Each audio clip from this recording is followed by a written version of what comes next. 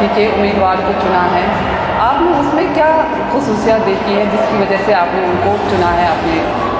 मुझे लगता है कि जिसको मैंने चूज़ किया है ही और she is a honest person and can fulfil her promises and can be a good leader. Assalamu alaikum. A huge gathering of students is just here near me, and let's ask them why are they here, what are the reasons that they have come out from their classes. Let me ask a question to this cutie face. Okay bacha, what's your name? My name is Muid. Okay Muid, can you tell us that why are you standing here in the queue? We are here for vote. Vote. Okay, so could you please tell us how this voting system is going to benefit you as a student? Our communication skills, it will eradicate our shyness, it will help us to build confidence. Elections are an incredible way to boost students' morals, to get students involved in politics at a young age, increasing skills increasing confidence and communication skills among them. Okay, so nice, like it's a blessing that people nowadays, mostly students, have this much of knowledge about this voting system. So let us see more about this voting system inside the school. Okay, Taiba, you are here to vote. So you might have kept some personality in your mind to whom you are going to vote. We will not ask you the name of the person, but could you please tell us that why you are going to vote that person? Why not? क्योंकि वो ना change ला सकता है इसमें, देखिए हमें participation activities में वो हमें पार्टिसिपेट भी करवा सकते हैं हर किसी एक्टिविटीज़ में, वो मतलब बहुत सारी ये Okay, fine. So you are going to select a person who is going to make change in your life by helping you in participate in different activities. Nice.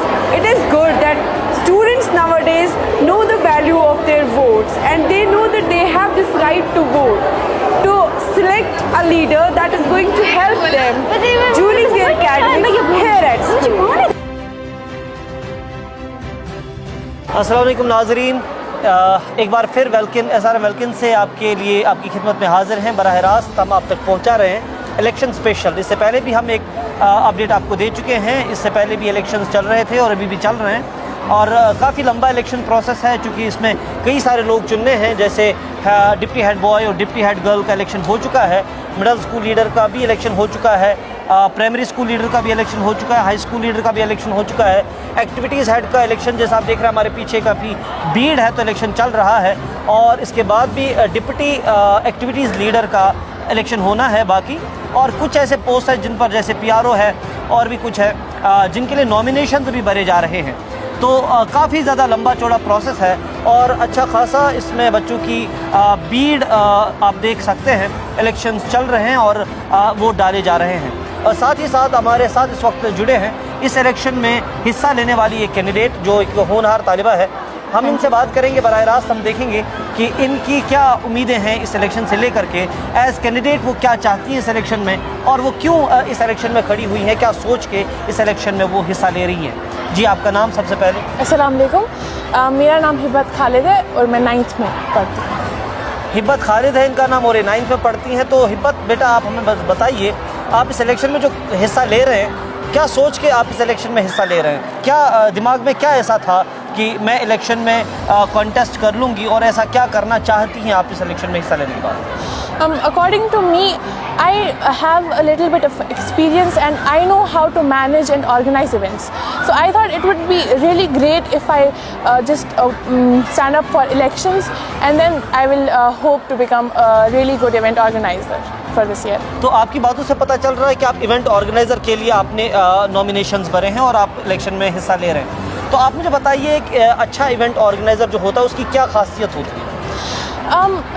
Event organiser को ज़रूरी है कि उसे थोड़ा एक्सपीरियंस हो और उसे manage और ऑर्गेनाइज आना चाहिए इवेंट्स करना, क्योंकि अगर हम देखेंगे आने वाले सालों में फिर होते हैं इंटर स्कूल कॉम्पिटिशन्स होते हैं और बाकी तो हमें एक अच्छा इंप्रेशन डालना है सोसाइटी पे।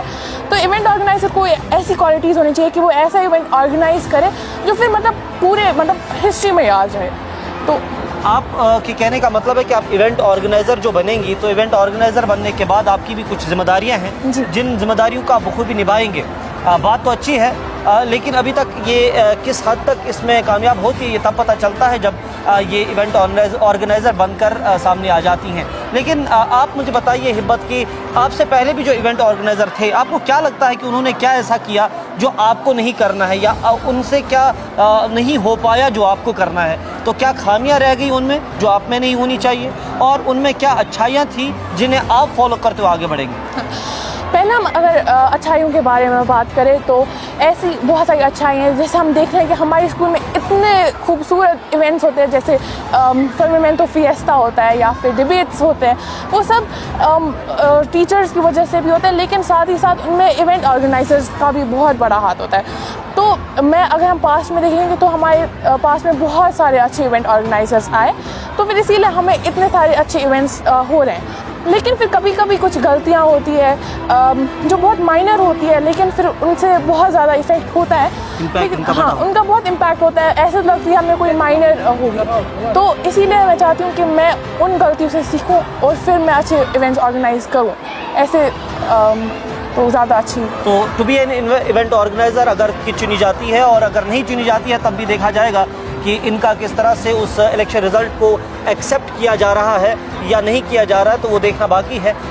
चूँकि इलेक्शन में काफ़ी ज़्यादा उत्साह देखा जा रहा है और बच्चों ने जोग दर जोग अगरचे नॉमिनेशंस भरे थे, लेकिन मैं आपको बताता चलूँ कि नॉमिनेशंस के बाद यहाँ पर एक प्रोसेस होता है जिसको हम स्क्रूटिनी कहते हैं। तो स्क्रूटिनी के बाद ही बच्चों को शॉर्ट लिस्ट किया जाता है, और शॉर्ट लिस्ट करने के बाद ही उस पोस्ट पे इलेक्शन किए जाते हैं। तो ये जो स्टूडेंट जिसे आप देख रहे हैं जो इवेंट ऑर्गेनाइज़र बनने जा रही हैं, अगर कि चुनी जाती है, जैसा मैंने पहले भी कहा, तो इन्हें भी स्क्रूटनी में पास होने के बाद ही यहाँ पर इलेक्शन में as a contestant, as a candidate रखा गया है। और यहाँ पर इलेक्शन जो चल रहे हैं उनके रिजल्ट देखना बाकी। आइए एक और कैंडिडेट से बात करते हैं। एक और कैंडिडेट जैसा आप जानते हैं, आप देख रहे हैं कि एक और नॉमिनी हमारे साथ इस वक्त बराह रास्त मौजूद हैं और ये अपनी बात हमारे सामने रखेंगे। इनसे सबसे पहले इनका नाम पूछते हैं और ये पूछते हैं कि कौन से पोस्ट के लिए लड़ रही हैं। Momina Qureshi and I am elected for high school leader. ये मोमिना कुरैशी है और ये हाई स्कूल लीडर के लिए लड़ रही हैं, और इनको लगता है कि ये हाई स्कूल लीडर बनने के लिए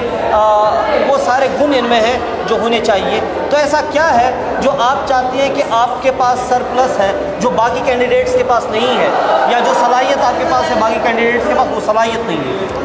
मुझे ऐसा कुछ नहीं लगता कि मेरे पास है बाकियों के पास नहीं। आई फील लाइक जब मैं बनूंगी I will give my best. और दूसरी बात होती है कि आपकी जेन्युइन डिमांड्स होते हैं, I am talking about genuine demands, वो आगे फुलफिल हो स्कूल मैनेजमेंट तक। मुझे लगता है पहली बार इलेक्टोरल प्रोसेस में एक ऐसा कैंडिडेट आ गया है जो शायद ये साफ कहने से मुकर रहे हैं कि मैं ऐसा कोई पर्टिकुलरली मैं नहीं बोलती कि मुझ में कोई बात है जो किसी और में नहीं है, लेकिन शायद मुझे भी वोट दिया जाएगा। मुझे लगता है कि इलेक्टोरल पॉलिटिक्स में ऐसा बहुत कम होता है जब कोई कैंडिडेट दूसरे कैंडिडेट की बुराई ना करते हुए आगे बढ़े।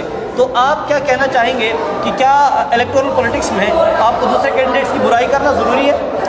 ज़रूरी नहीं है, मतलब आपका जहाँ तक आपका लगता है कि आप क्या कर सकते हो आपको अपने लिए बात करनी चाहिए, और बाकियों का like you should not care about. अच्छा, एक हाई स्कूल लीडर में क्या क्या क्वालिटीज़ होनी चाहिए आपके ख्याल से? He should be confident, he she should be confident, और आगे मतलब हर एक काम मतलब करने में मतलब डरना नहीं चाहिए। तो इनको लगता है कि जो भी लीडर होगा वो हाई स्कूल लीडर बन सकता है। और आगे क्या देखने को मिलेगा इस इलेक्शन प्रोसेस के बाद, जब काउंटिंग होगी और जब पिटारे खुलेंगे, फिर क्या होगा उस पिटारे में और किस तरह से लोग चुन के आते हैं, और जो नहीं चुने जाते उनका क्या रिएक्शन होगा, और वो किस तरह से इस इलेक्शन प्रोसेस को एक्सेप्ट